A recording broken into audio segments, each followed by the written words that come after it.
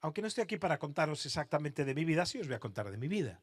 Porque en estos años de pastoral, de levantar una iglesia hoy en día floreciente, una iglesia donde estamos viendo una visitación de Dios en estos últimos años, ¿no? Una cosa muy bonita de parte del Señor, una congregación preciosa en todos los sentidos, los hermanos, lo que Dios está haciendo de una forma muy bonita. No hubiéramos llegado a donde estamos. Hoy vivimos un tiempo, con deciros que desde hace, no sé, 5 o 6 años, constantemente, es decir, nosotros no sabemos lo que es una semana, un domingo sin que alguien se convierta. Todos los domingos se entrega gente al Señor. Sin excepción. No recordamos ya un domingo donde alguien no se haya entregado al Señor. Constantemente, constantemente, constantemente. Es una cosa que ha impactado. Yo no dejo de salir de mi asombro. Ahora, hay varias cosas a las que uno tendría que dar gracias. Entonces, por supuesto, gracias a Dios. Por supuesto, tenemos que dar gracias al esfuerzo de los hermanos que han trabajado. Pero a veces se nos olvida que no hemos llegado a donde no hemos llegado si no es gracias a Satanás. Risa, risa, ríete de ahí. Sí. Hoy os voy a predicar algo que nunca prediqué. Es la primera vez que lo voy a hacer. Tengo mis notas aquí, pero nunca lo prediqué. Y yo, es raro que predique, porque siempre estoy. Pero ayer de noche el Espíritu Santo me estaba. Dije yo, no, tengo que cambiar el mensaje, iba a predicar de otra cosa. Y quiero predicaros de los beneficios de tener un adversario. Hay beneficios. Y es la primera vez que lo voy a predicar. Y no va a ser la última, no, porque yo cuando tengo algo de parte de Dios lo repito en muchos lugares. Y vosotros sabéis, como ya conocéis bien la Biblia, que sois todos estudiantes biblistas muchísimo mejor que yo empecé con menos conocimiento que vosotros, me fui formando en el camino. Pero allá en Génesis 3 dice, pero la serpiente, 3:1, la serpiente era astuta más que todos los animales del campo que Jehová Dios había hecho, la cual dijo a la mujer, con que Dios os ha dicho, no comáis de todo árbol del huerto. Es decir, ¿por qué Dios permite que esté en medio del huerto el enemigo? ¿Cuál es la función del enemigo? ¿Cuál es la función del adversario? Sabes que una de las palabras, como se traduce exactamente diablo, es adversario. El adversario es el que está ahí enfrente a nosotros, ¿no? Que tiene. Pero desde el principio en Génesis hay un enlace clarísimo entre la adversidad y los beneficios de la adversidad. ¿Qué es lo que quiero hablarte? De los beneficios de tener un enemigo. Y ya que estáis llamados al ministerio, aquí estáis llamados, pues estáis aquí estudiando, supongo. Si estás aquí estudiando es porque estás llamado al ministerio. Quítate desde el primer momento la idea de que esto va a ser un viaje tranquilo y fácil. Va a ser un viaje donde el enemigo se te va a oponer desde el principio, desde el primer momento. El jardín del Edén estaba ordenado por Dios, estaba todo bien, todo perfecto. Y desde que el hombre cae hay un adversario que se opone a él constantemente. ¿Con qué fin? ¿Con qué objetivo? ¿Para qué? Yo no quiero ahora entrar en un desarrollo bíblico exhaustivo en el Antiguo Testamento, ni siquiera vamos a entrar en el Nuevo porque podría hacerlo, pero no es el momento. Pero sí quisiera coger una fotografía de una escena en concreto que es en la vida de David y Goliat. Goliat como prototipo del adversario por antonomasia, ¿verdad? Es el prototipo principal, el Goliat de nuestras vidas, los gigantes, etcétera, etcétera. Si vamos a 1 Samuel, capítulo 17, vamos a ver que es absolutamente necesario un oponente para nuestro crecimiento. Para que nuestro crecimiento se da, es necesario que haya un antagonista. Nuestros amigos lo que nos dan es confort, nos dan cuidado, nos dan un relax, nos dan lo que necesitamos para que nuestra alma repose. Pero rara vez nuestros amigos nos van a permitir avanzar. No es que nos quieran frenar, es que se contentan o nos acompañen, crezcamos o no crezcamos. Rara vez los amigos van a ser un aliciente para decirte, tío, no te puedes quedar así. No te puedes quedar en cama, no te puedes quedar en este estado, no puedes. Rara vez, a veces pasa, los buenos amigos lo hacen, te estimulan a más. Los buenos. Los amigos normales es igual. Estamos en una mediocridad general y qué bien. La mediocridad es el enemigo de la excelencia en todos los sentidos, ¿verdad? Pero el adversario siempre nos va a llevar al crecimiento y a estimularnos a vencer los desafíos que el adversario propio nos pone delante. Entonces yo quiero hablaros de 4 beneficios que tiene tener un adversario y que nunca debes olvidar en el ministerio. ¿Vale? Voy al meollo de la cuestión sin hacer un desarrollo bíblico previo, ¿de acuerdo? Para no perder tiempo, porque tenemos necesidad de tiempo.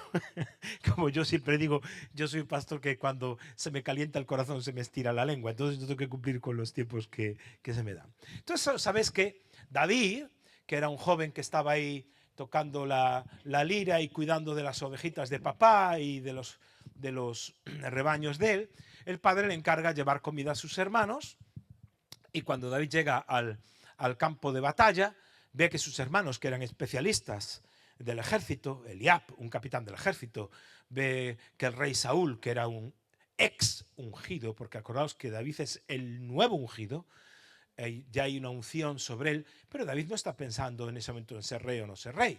Entonces, cuando llega a ese lugar, se encuentra con que hay un enemigo que está injuriando, dice que durante 40 días, mañana y tarde, les dice durante 40 días, mandadme un paladín de los vuestros, un héroe que venga a pelear conmigo.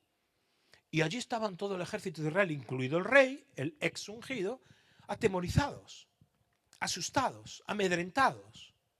No daban reaccionado ante esa situación. Lo cual, evidentemente, si el Goliat y los filisteos eran tan fuertes, ¿por qué no arrasaron con el pueblo de Israel de una vez? Porque no podían.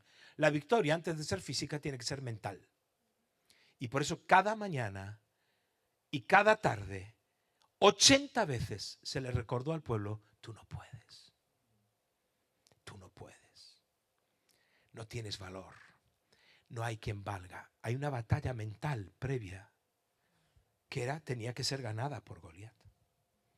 Pero entonces llega, ahí está el adversario, ¿y qué hace en aquel pueblo? Aquel pueblo que era capaz de golpear sus escudos con sus espadas y decir: Jehová es grande, Jehová es mi Salvador y el Señor de los ejércitos.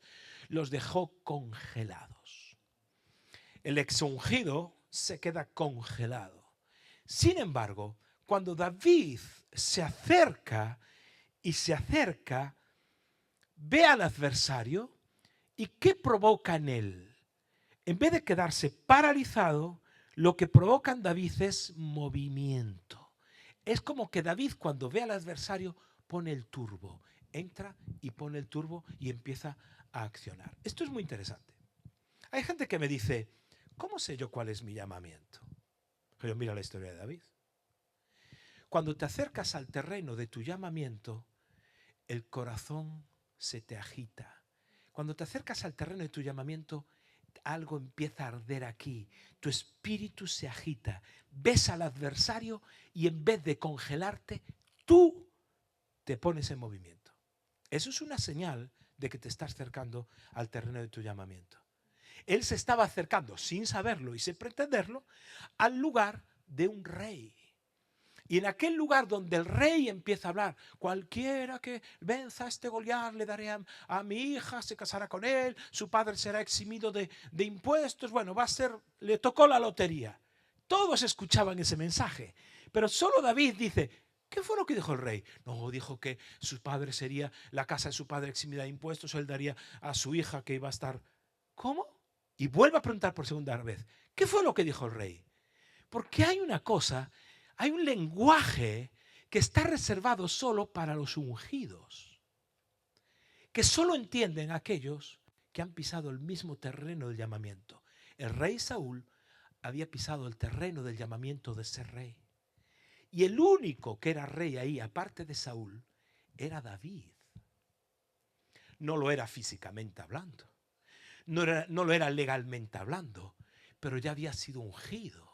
Entonces, cuando David ve el adversario, se genera un movimiento en él. Por eso, el adversario siempre es una ayuda para activar el llamamiento de Dios en tu vida. Mientras no hay un adversario, pues no pasa nada. No sé si Dios me está llamando, si Dios no me está llamando, a qué me está llamando.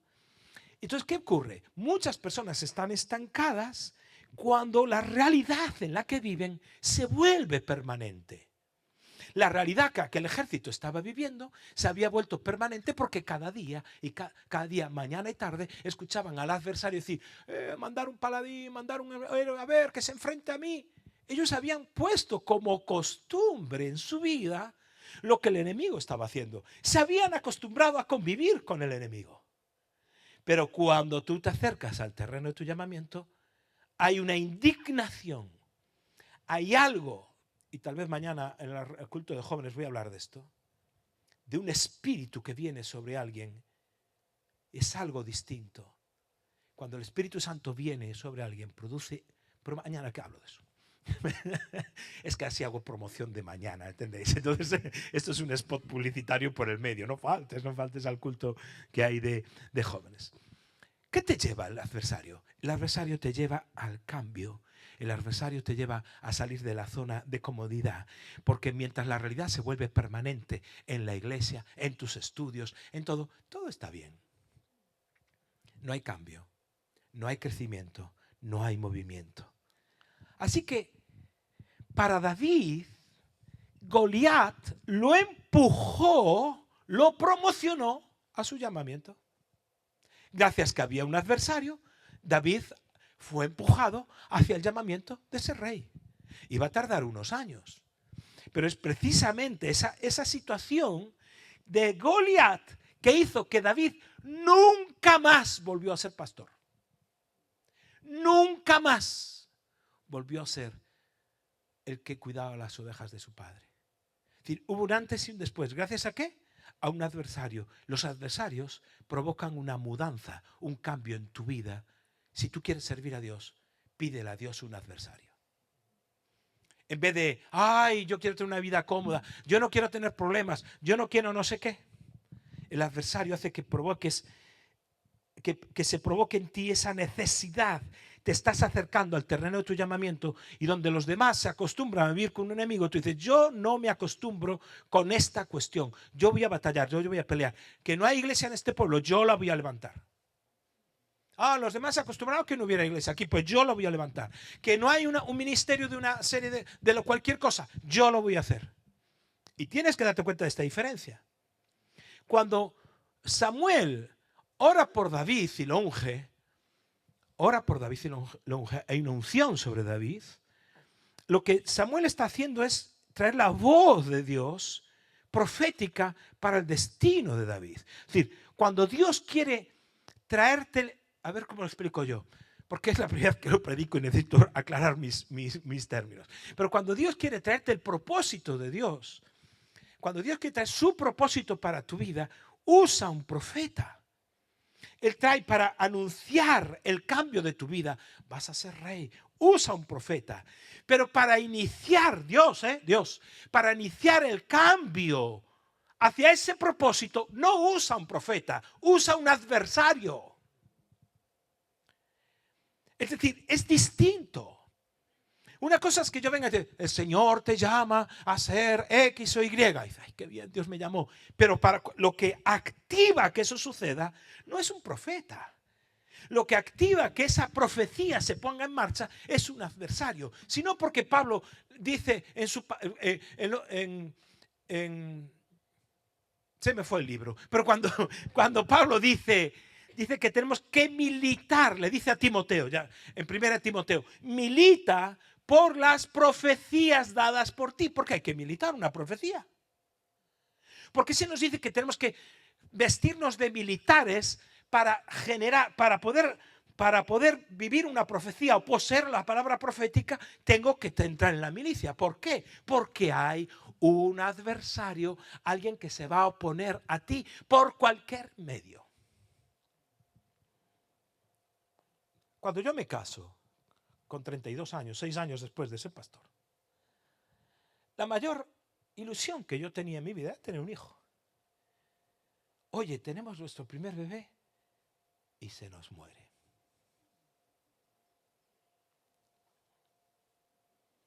Nuestra niña. ¿Quién creéis que me vino a visitar antes que nadie? Satanás. En la misma sala del hospital. Y me viene a visitar. ¿Y tú sabes el diálogo que tiene? El adversario se levanta. Así que mucho amar a Dios, mucho pastorear, le entregaste. Yo, mi juventud, yo no la malgasté ni en vicios ni en mala vida. Yo mi juventud se la entregué a Cristo todita. Toda. Y no me arrepiento en un instante, es lo mejor que he hecho. Y la pena es que me convertí con 20 años en lugar de convertirme con 15. Pero vino Satanás. Así que mucho servir a Dios, mucho... Ahí está una batalla contra un Goliat, terrible. Mucho servir a Dios, mucho honrar, mucho no sé qué. ¿Y no fuiste capaz ni de que tu hija se sanase? ¿Cuánto poder tiene esa pregunta? ¿Cuánto poder tiene la pregunta de por qué hay una muerte inexplicable? ¿Cuánto? Te voy a decir cuánto. El poder que tú le otorgues, nada más. Le dije a Satanás, no te doy poder con esa pregunta. Todo don perfecto proviene de Dios. Dios es bueno. Yo puede que ahora no entienda, pero la palabra de Dios dice que la paz que sobrepasa todo entendimiento guardará mis pensamientos y mi corazón en Cristo Jesús. Es decir, renuncié a mi derecho a entender para poder tener paz. Porque si no renuncias a veces a tu derecho a entender, porque dice que sobrepasa todo entendimiento. Cuando yo quiero entender, dejo cautivo a Dios. Me tienes que explicar, me tienes que explicar, me tienes que explicar. Y llega un momento que dices, no hago caso a Satanás, a ese que vocifera mañana y tarde, ese que grita cada mañana y tarde. ¿Sabes por qué hace eso cada mañana y tarde? Porque no tiene tanto poder. Su poder está en otro lugar. En intentarte convencer de que no puedes. Y tuve que decirle no y renunciar a mi derecho a entender. Y la paz de Dios vino. Por eso, cuando estás, ¿por qué digo todo esto? Porque cuando estás para iniciar un cambio y poseer una nueva etapa en tu vida, quien se presenta a la puerta de tu casa es el adversario.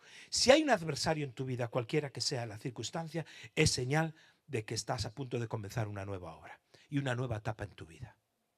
Es señal de eso. Entonces no tengas problema porque el enemigo se oponga a ti. No tengas problema porque el enemigo te ataque. Es como ver una obra en plano. Ves el edificio, qué bonito es todo esto en el plano, ¿verdad? Pero la obra, el plano no es nada si no empiezas la obra. Y cuando empieza una obra, y vosotros que habéis edificado estas cosas, hay desorden, hay barullo, hay suciedad. Y dices, Dios mío, ¿esto cómo acabará? Pero cuando acaba dices, wow, pues es igual con el llamamiento. La adversidad, el adversario, a veces genera adversidad. La adversidad es parte del plan de Dios para que alcances el llamamiento de tu vida y se forje en ti el hombre y la mujer de Dios que tiene que alcanzar esa promesa. Entonces, primero, un beneficio del adversario, que los adversarios generan movimiento. Cuando te estás acercando al propósito y al terreno de tu llamamiento, se activa el espíritu, mientras que a otros se les congela el espíritu. Lo segundo, los adversarios impulsan nuestra creatividad. Esto es muy importante. Porque hay un adversario, te tienes que buscar la vida, tío. Si hay algo enemigo de la creatividad, ¿sabes qué es? La vida cómoda, lo que se llama ahora el confort, ¿no? Es decir, confortable. Es decir, vivo bien, ¿para qué ser creativo? No necesito tantos creativos. Entonces, a veces nosotros los pastores que estamos siempre ahí en la cresta, menos yo, de buscar lo que Dios tiene, tal. Pero la congregación está tranquila, está bien, y ahora viene el pastor para hablarme de cambios, tal. Pero ¿por qué queremos que cambiar nada? Yo estoy bien como estoy. Yo vengo el domingo, me cuidas a los niños, me atiendes a los jóvenes, tenemos un programa de oración, de consejería, etcétera, etcétera. ¿Qué rayos hay que cambiar? Ya vengo el domingo a la iglesia, ¿qué más quieres? Y doy mis ofrendas. El confort siempre va a ser enemigo de la creatividad.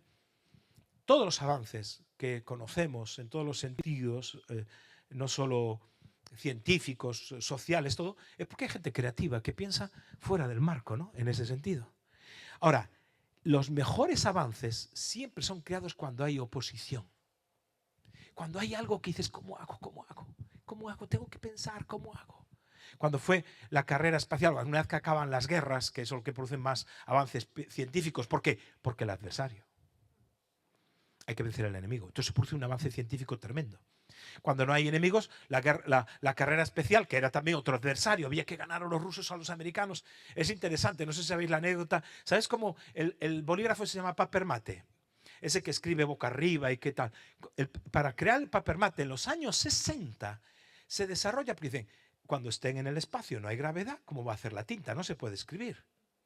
Entonces, para poder crear el papel mate, se invierte en aquellos tiempos $1 millón de aquellos tiempos para desarrollar un bolígrafo que pueda escribir sin gravedad. Y desarrollan, inventan ese bolígrafo, el papel mate, que pues se hizo popular y se vende como algo, oye, que aquí con gravedad, pues la verdad que no. ¿Qué hicieron los rusos? Dándole vueltas. Porque no tenían esa pasta para inventar. ¿Cómo podemos escribir en el espacio sin gravedad? ¿Sabes qué hicieron los rusos? Escribieron con lápiz.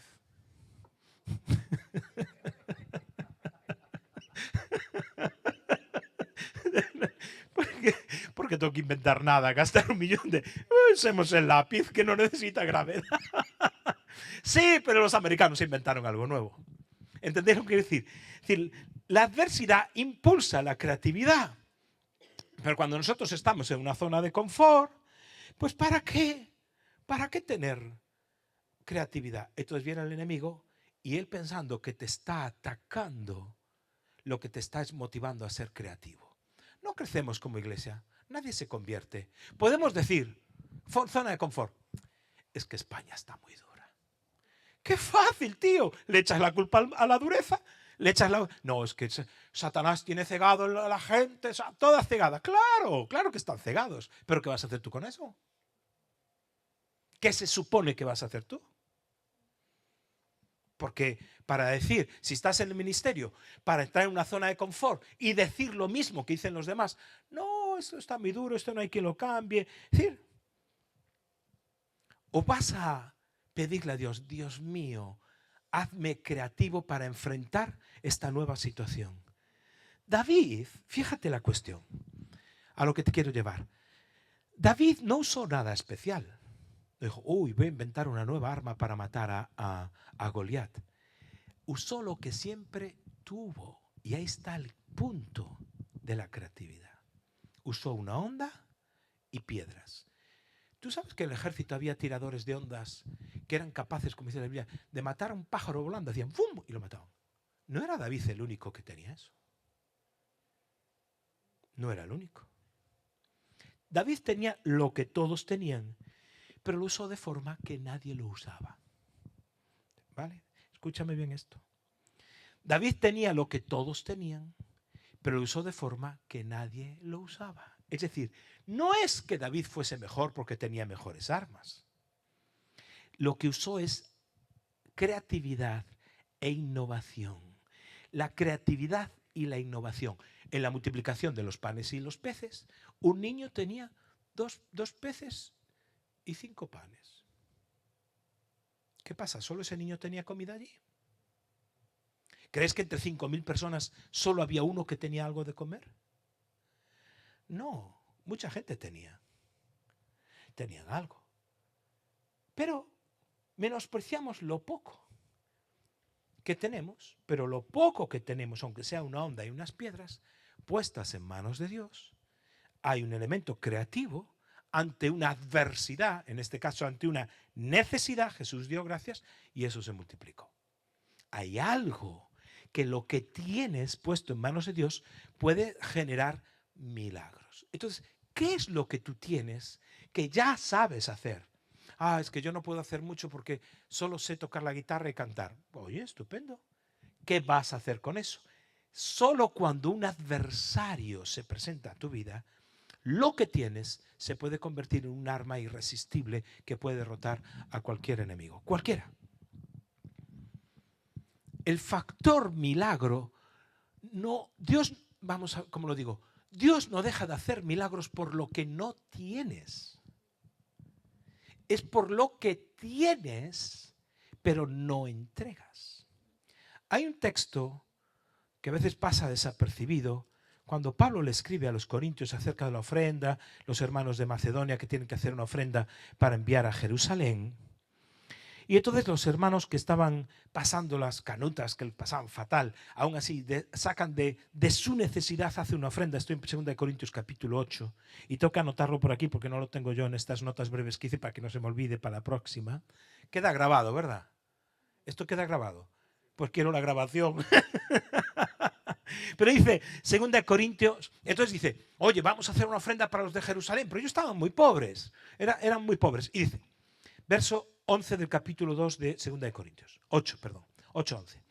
Ahora pues llevad también a cabo el hacerlo, para que como estuvisteis prontos a querer, así también lo estéis en cumplir conforme a lo que tengáis, conforme a lo que tengáis. Porque si primero hay la voluntad dispuesta, será acepta según lo que uno tiene, no según lo que no tiene. No sé si te das cuenta de esto. Es decir, muchas veces decimos, ay, yo si tuviera, y Dios dice, oye, a mí lo que no tienes ni me interesa porque no lo tienes. La voluntad de Dios es acepta según lo que uno tiene. ¿Qué tienes? Porque lo que detiene la voluntad de Dios o la obra de Dios no es lo que no tienes, es lo que tienes pero no pones en manos de Dios. Es decir, la falta a veces de innovación y de creatividad es porque estamos pensando siempre, si tuviera un ordenador mejor, si tuviera una iglesia más grande, si tuviera un grupo de alabanza, si tuviera recursos, si mis padres fueran ricos, si no. Pero tío, ¿pero qué pesas, qué mides? ¿Qué rollo es este? ¿Desde cuándo a Dios le detuvo lo que no tienes? El asunto es lo que tienes, pero no pones. Entonces dice, tu ofrenda va a ser aceptada en función de lo que tienes, no en función de lo que no tienes. ¿Qué hace el adversario? Hace que lo que tienes se active. ¿Qué somos cuando empezamos la obra ya? Éramos un grupo de universitarios, jovencitos y una señora viuda mayor. ¿Qué teníamos? Nada a los ojos de los hombres. ¿Pero qué teníamos? Pasión que a día de hoy no menguó. Seguimos siendo un grupo de hombres y mujeres apasionados. Nadie nos robó la pasión a pesar de los ataques frontales del adversario. Que hubo ataques como el que os acabo de contar. La pasión, la juventud. Tenemos energía. Lo que otros no pueden hacer, nosotros sí. ¿Podemos unos años en la vida desgastarnos para la obra de Dios? Claro que sí. Y renovamos las fuerzas con muchísima facilidad. ¿Qué tenemos? Tenemos un lenguaje que éramos capaces de alcanzar a nuestra generación, porque teníamos un lenguaje que la generación aquella entendía. Es decir, tenemos muchísimas cosas, pero no teníamos ni un duro. Eso sí. Ni un duro, es decir, ni un euro. Entonces decíamos un duro que eran 5 pesetas. Ya no sabéis lo que es eso, Dios mío, qué viejo. Estoy acabado. Entonces, me quedan 10 minutos, acabo. Entonces, ¿qué tienes? Entonces, ¿qué hace el adversario? Potencia que los recursos que tienes, aunque sean pocos, se vuelven válidos para la obra de Dios. Nunca midas lo que no tienes. Nunca lo hagas. ¿Tienes una onda? ¿Sabes manejar la onda? Pues coge 5 piedras y apunta al enemigo, que el enemigo va a ser derrotado. No es problema. Fíjate que justamente David, lo primero antes de atacarle con una piedra, si leéis el texto en 1 Samuel capítulo 17, hay 5 piedras, pero no es tema de hoy. Son 5 acciones que David toma. Y menos una, que es la última, todas son declaraciones de fe. Todas son declaraciones de fe. Porque antes que la batalla física, hubo que vencer la batalla mental. Todas son, tú vienes a mí, pero yo voy en nombre de Jehová de los ejércitos. Tú haces esto, pero yo voy a hacer esto otro. Declaraciones de fe que había que, no solo se lo estaba diciendo a Goliat, se lo estaba diciendo a todo un pueblo amedrentado que estaba detrás de él, viendo como lo iban a linchar, por cierto, porque nadie tenía expectativa de que David fuese a vencer. Tercer beneficio del adversario. El adversario, voy un poquito más rápido, nos hace consciente de nuestras debilidades. Precisamente porque hay un adversario. El problema para llevar la obra de Dios no es no tener flaquezas o limitaciones, sino es desconocerlas. El adversario nos hace muy patentes cuáles son mis flaquezas o cuáles son mis debilidades. Y si somos conscientes de eso, vamos a tener beneficios. Que yo conozca mis debilidades es muy altamente positivo. ¿Por qué? Porque al menos me va a hacer tres cosas. Una, si yo conozco mi debilidad o conozco mis flaquezas, me voy a proteger más eficazmente. Es decir, yo sé que soy débil en este área, me voy a proteger. Dos, y esta es importantísima, me va a mantener humilde. Humilde significa, humilde significa dependiente. Es decir, me va a mantener dependiente de Dios. No, yo soy David, ya Mateo, ya este. No, es dependiente de Dios. La humildad implica que yo sé cuáles son mis limitaciones, con lo cual más que nunca dependo. No puedo ser soberbio, no puedo ser un prepotente. La prepotencia es enemiga de la humildad. Yo puedo, yo sé, yo ya tengo experiencia. Uy, yo que, imagínate, yo llevo 36 años de pastor oficial, más, ya, si cuento mis tiempos de universitario. Yo a estas alturas, hay un engaño que va en contra de los principios bíblicos y que tiene y va al revés del proceso madurativo personal. Se espera que cuando una persona madura y crece, sea más autónoma. Es decir, si un chaval de 14 años sigue dependiendo de sus papás para que le pongan la ropita, dices, aquí hay algo que falla, ¿verdad?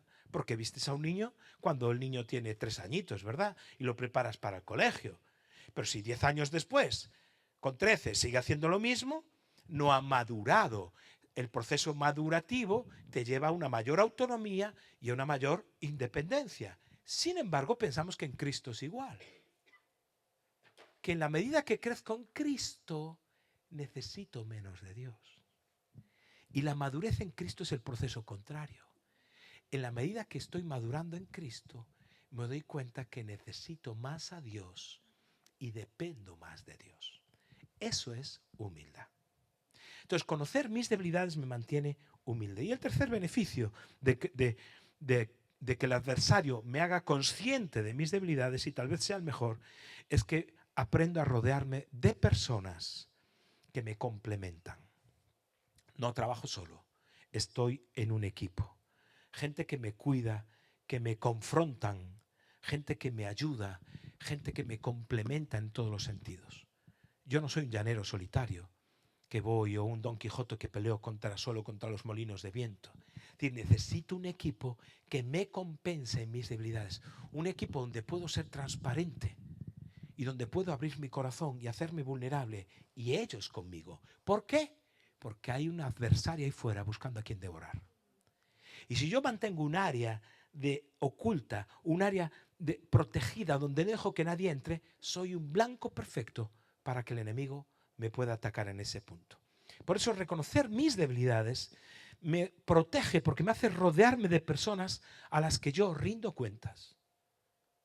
Y más que nunca en este momento necesitamos estar trabajando en equipos donde podamos hacer rendición de cuentas. Y eso nos mantiene en una situación de humildad, que es algo que te hace invulnerable a los ataques del enemigo. Y te hace vulnerable en aquellas cosas donde tú crees que eres poderoso, que eres fuerte, donde tú crees que no necesitas ya más el sometimiento a Dios. Y en cuarto lugar, el cuarto beneficio por el cual necesitamos un adversario, que es buenísimo, que lo vais a necesitar, así que ya vais orando, vais a salir aquí, Señor, que se me ponga el diablo ahí enfrente, ¿no? Nadie quiere esto, pero va a venir, no es que lo estemos pidiendo, ¿verdad? Y es que el tamaño de nuestro adversario es un vislumbre profético del tamaño de tu destino. Escúchame bien. lo natural había una desproporción entre Goliat y David. Era totalmente desproporcionado. Un Goliat, un tipo que dice que tenía la lanza que era como una rueca de tejer. Bueno, una cosa tremenda. Todo el peso que tenía, la altura, todo ese tipo de cosas. Había una desproporción en lo natural, pero había una proporción en lo espiritual.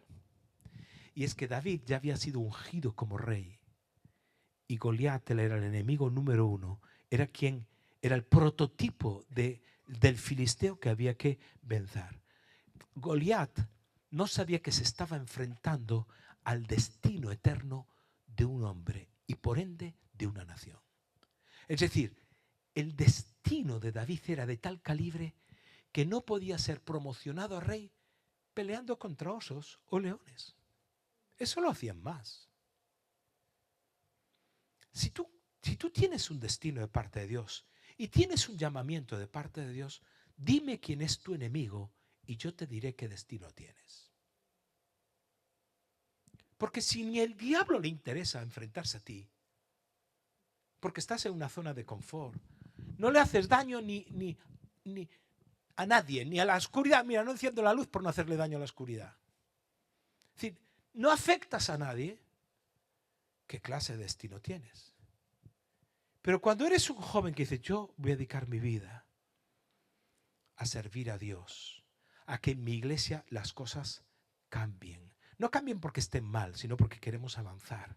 Yo quiero a mi generación enfrentarme a lo que sea, donde sea. No me importa lo que diga la gente. Yo me voy a enfrentar a esto. Yo voy a ser un radical en el contexto en el que estoy viviendo. La cosa cambia.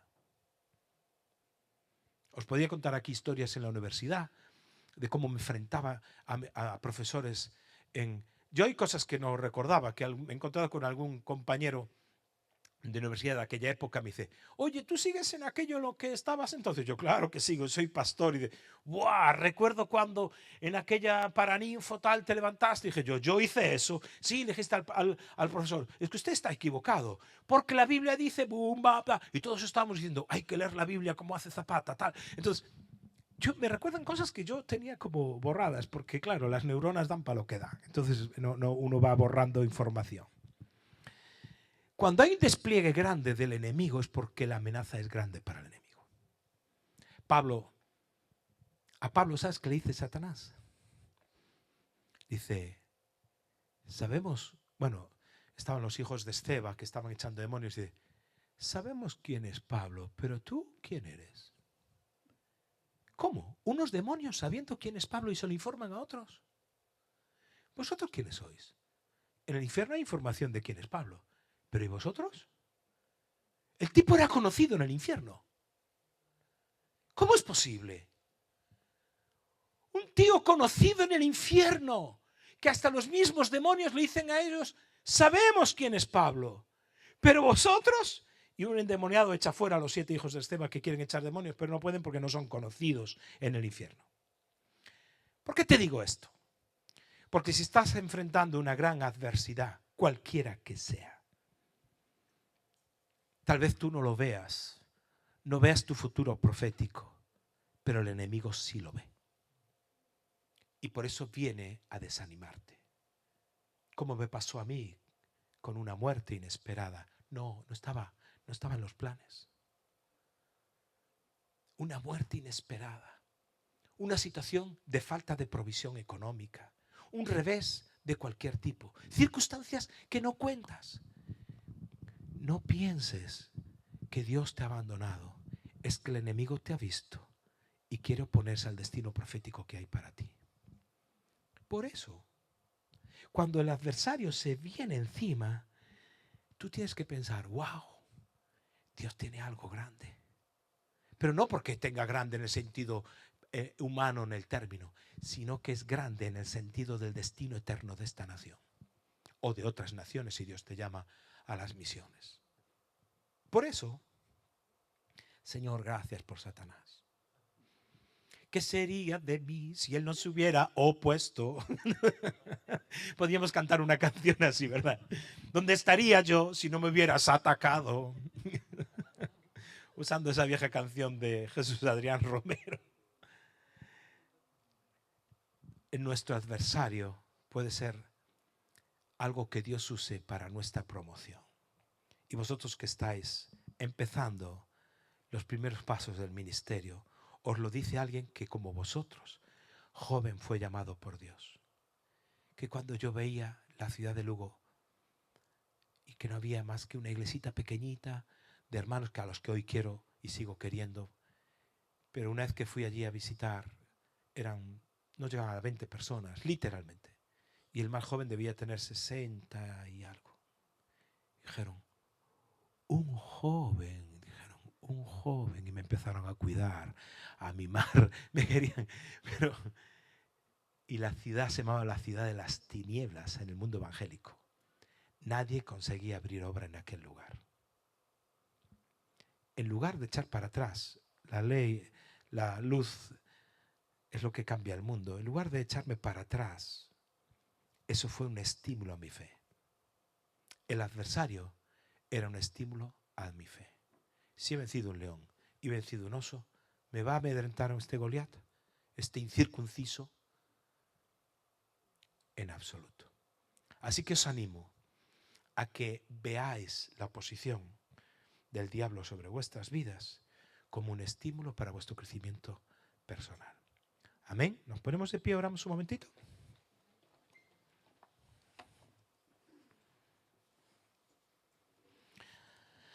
Señor, a pesar de las luchas, las circunstancias difíciles que vivimos tantas veces, no ignoramos, como dice tu palabra, las maquinaciones del enemigo. Tan solo te pido que ayudes a nuestras propias mentes a mirar desde otro punto de vista, a que haya un cambio de paradigma y entender que cuando el enemigo nos ataca es porque tú tienes un propósito eterno para nosotros.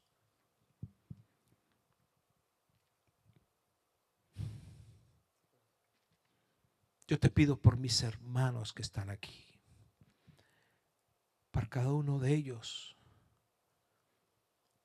cada chico, cada chica. Oro para que haya una unción, como fue sobre David, un llamamiento al ministerio. Y oro para que te sea revelado. Que cuando te acerques al terreno de tu llamamiento, aunque haya un adversario, tu corazón se active, tu espíritu se agite. Hay algo en tu interior que no entiendas, que no comprendas bien, pero hay algo en tu interior que dice, esto es. Donde los demás dicen no, tú dirás que sí. Donde los demás tienen miedo, tú de forma inconsciente, casi natural, vas a tener valor. ¿Por qué? Porque el adversario te va a ayudar a discernir el lugar de tu llamamiento y te vas a activar con creatividad. Te vas a rodear de gente que te sustente en tus debilidades y vas a poseer aquello para lo cual Dios te llamó. Así lo declaro sobre vuestras vidas en el nombre de Jesús. Amén. Muchas gracias, hermanos. Que Dios os bendiga.